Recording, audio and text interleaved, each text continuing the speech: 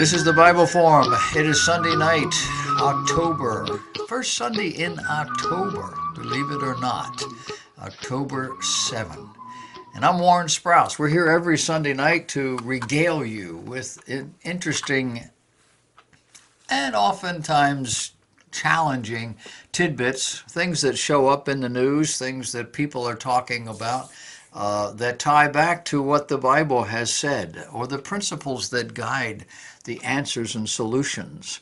And then we do talk a little more about Bible concepts, and tonight we're going to take a little bit of look at prophecy and some other things. But to begin with, there are a number of issues that are just interesting in light of where we are in the world and in God's economy. If you're like me, I'm a tightwad. I squeeze money out of, or pennies out of the nickels and try to make sure that I don't spend a lot. I'm not selfish. I like to share, but I'm very careful. And I'm not happy with the fact that we're having to pay $2.50 a gallon for gasoline. I don't understand why it's up that high. And we're being told now in the news, paper, whatever, different articles, that we can expect gas prices to go up. At the same time, we're being told that this country, this United States of America, produces more oil than any other country of the world. So why are the prices so high? Well, in part because we ship most of our stuff overseas. We're capitalists. We like to sell stuff. And it's their demand that's raising our prices. That and the fact that people like to make more money than they can make here. Am I the only one who doesn't understand why I have to pay more for oil, gasoline, so that others can have some? Is that selfish? This comes under the heading of too much information. I read recently that there are some more current guidelines relative to how much alcoholic beverages one could or should drink. And it's always a little bit disconcerting because the statistics come out, the logic seems to be there, and then it comes unglued at the end. For example, the new guidelines specify that 3 or 4 alcoholic drinks a week are non-offensive. You can't get hurt. 3 or 4 alcoholic drinks a week seems reasonable. But then in another study, we are taught that 4 glasses of wine a week will shorten your lifespan.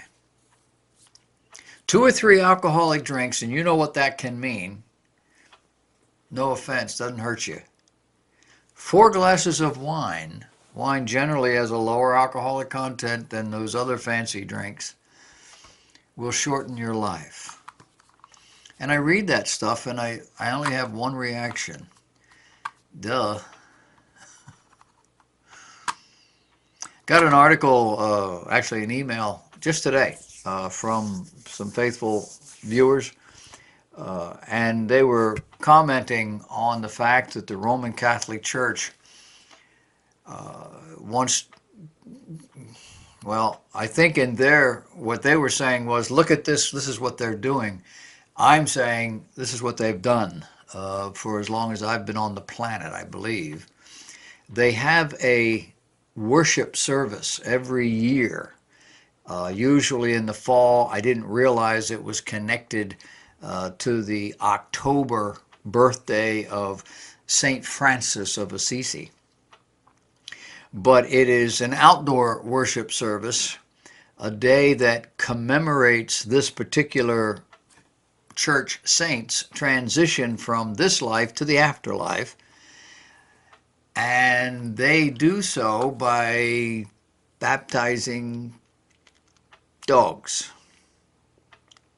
Francis is remembered for his generosity to the poor and his blessings to minister to lepers. What many people recall about Francis is his love of animals and nature. Now, I said they baptized him. That was sarcasm. But Duke Chapel in North Carolina has hosted a blessing of the animals since 1989. They call it a worship tradition. And it's made notable by the camels and other circus animals that are blessed every year at the Cathedral of St. John the Divine in New York City. Apparently, over the years, the ministers at this chapel have blessed animals ranging from hamsters to horses. I, on the other hand, believe that this thing in America goes back further than that. I remember in the late 70s, early 80s, an annual Roman Catholic blessing of dogs, animals, dogs, that kind of dogs, in Ocean City, New Jersey. We used to go down to Ocean City, and we would go after Labor Day when it was cheaper, and we'd be there in October. They had their Oktoberfest, and it was like a second summer because it's fairly warm in New Jersey in October. And I was surprised. You go down on the boardwalk, and there at the end of the pier were all these people, a lot of dogs barking, and the priest was out there, and they were blessing the dogs. What is all this about? The scriptures described the act of blessing in terms of imparting power or imparting life to another. And the person performing the blessing is actually mediating that power from God or from Jesus to the person performing, or in this case, the animal involved. And to bless is more than an expression of goodwill and caring. To bless, biblically, is to impart God's power. The blessing of each animal by name means that health, healing, and life are being mediated from God for the benefit of the animal in its relationship with human partners. But it begs a question. Do animals have souls? Are those souls eternal? Ours are eternal. Do animals have eternal souls? And what is this power of life if it's not a spiritual life? Inquiring minds want to know. But usually when it's Roman Catholic, there's no logical explanation.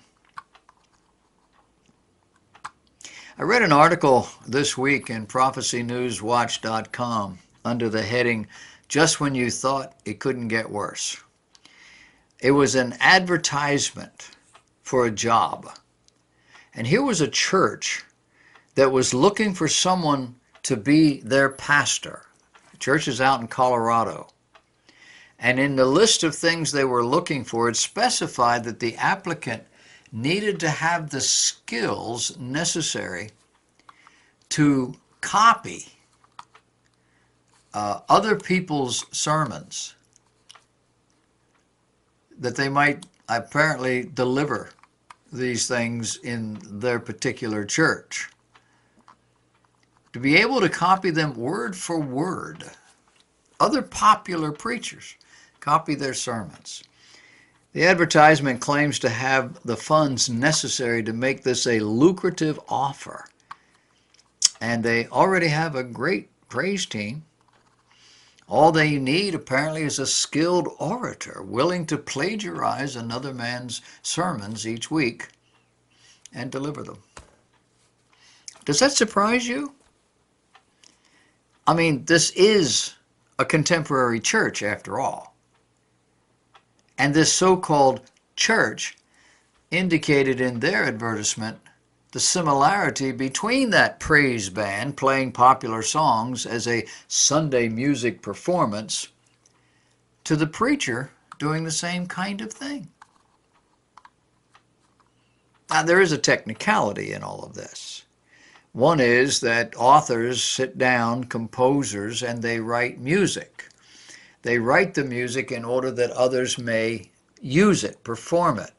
They get paid, but that's what it's all about.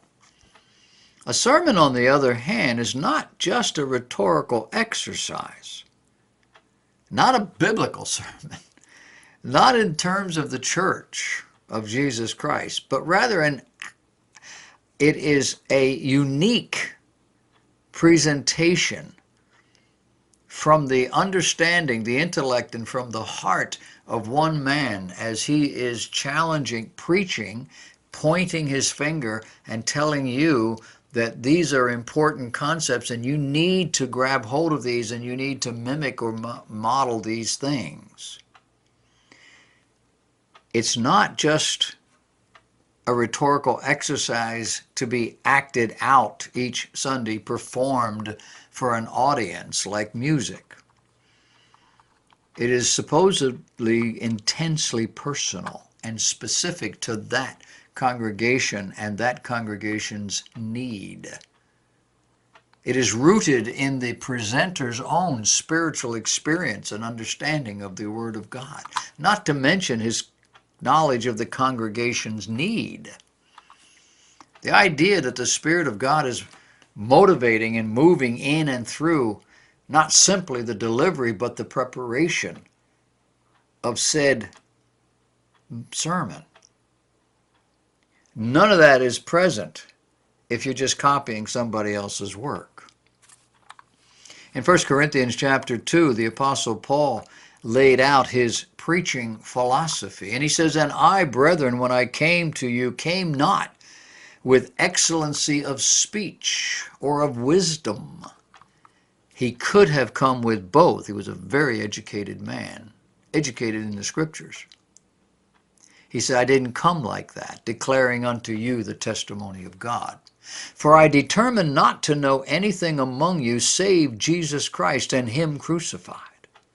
And I was with you in weakness and in fear and in much trembling." Keep in mind, this was the days when Rome was persecuting the church, and so were the Jews.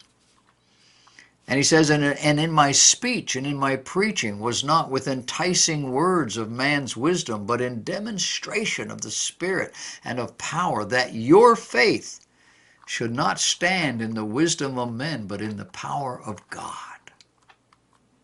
The power, the purpose of a sermon comes not from its rhetorical style, but rather the Holy Spirit's anointing. I must add that the advertisement has been subsequently removed. A woman by the name of Amanda Casanova, writing in a publication called Religion Today, just this week in October 2018, said, as of October 1st, the U.S. Department of Health and Human Services policy now defines life as beginning at conception. She writes, the HHS accomplishes its mission through programs and initiatives that cover a wide spectrum of activities serving and protecting Americans at every stage of life, beginning at conception. Saying, quote, a core component of the HHS mission is our dedication to serve all Americans from conception to natural death. In June of 2018, Roger Severino, Director of Health and Human Services Office for Civil Rights, speaking at National Right to Life Convention, said, our president is fearless when it comes to life and conscience, and we're just getting started. Now, up till now, none of that is new. But according to Newsweek, the Obama administration plan had identical language in its plan. However, the 2018-22 version simply adds the phrase beginning at conception. It's the language that President Trump has used in the past And his administration is now correcting the document to reflect that reality. Earlier this year, President declared April Child Abuse Prevention Month, calling children a blessing from our Creator, and adding that they are endowed from conception with value, purpose, and human dignity. Isn't that amazing? On our college campuses, increasingly, Christopher Columbus is being charged with genocide. It seems he's responsible for killing off the indigenous people groups after landing in the Americas in 1492. Keep in mind, Columbus's landing, as best we can tell, actually was on a peninsula in Argentina. Or it could have been somewhere else up and down the coast. It changes periodically. But most everybody is convinced it wasn't here where we live. Prager University's Will Witt traveled to North Carolina recently to chat with students at Wake Forest University to get their take on this iconic figure and whether Columbus Day, October 8 this year, should be celebrated. And he asked the questions about Christopher Columbus. And the students were willing to answer the questions. One student said, Christopher Columbus, he sucked. He was a pretty terrible person. He kicked some foreigners out of their homeland, another guy said. When asked what year Columbus sailed, one student was certain that it was 1792, 300 years after the fact. When asked about the names of the three ships, and you have to keep in mind the questioner was wearing a shirt that announced all three names of those ships. And he said, can you name any of the ships? One student answered, I have no idea. A couple of students actually did have an idea. They said one of them was called the Mayflower.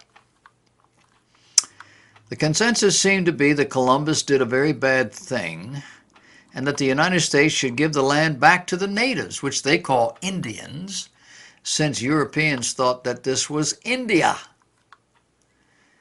One student suggested changing the holiday to Kicking Foreigners Out of Their Territory Day.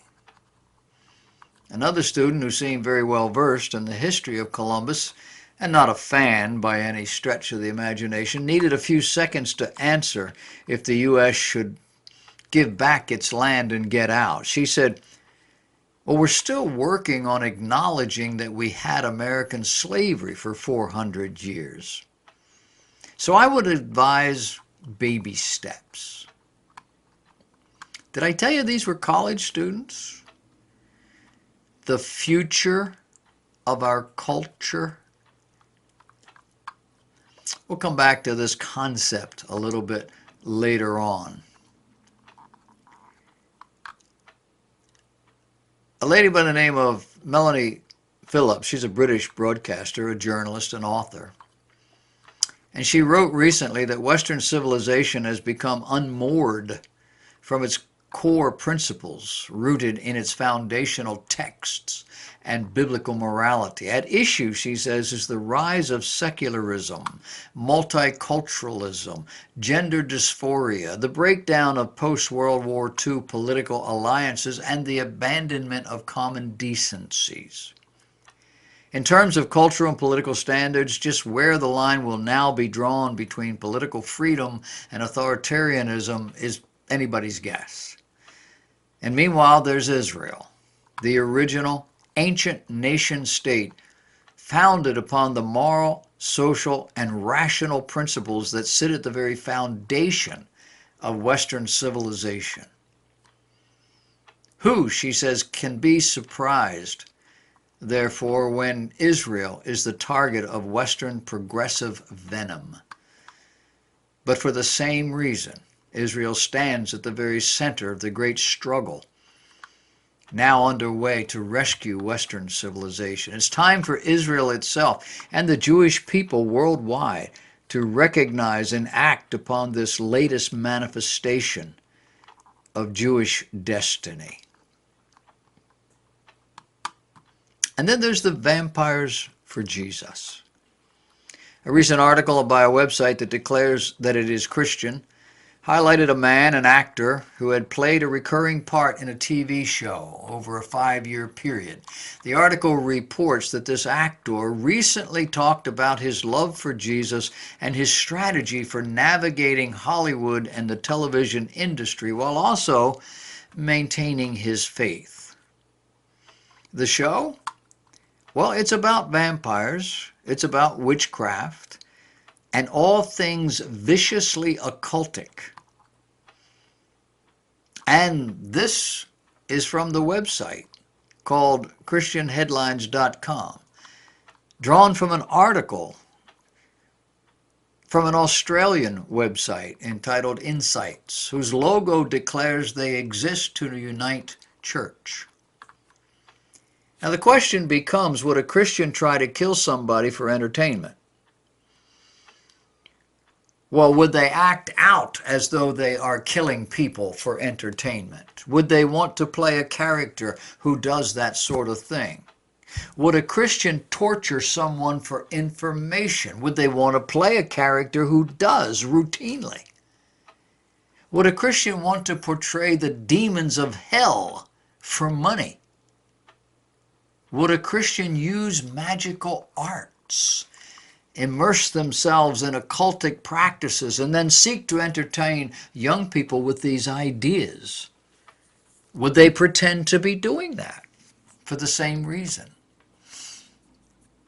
Well, only if by Christian you mean one who goes to church, whatever that might mean.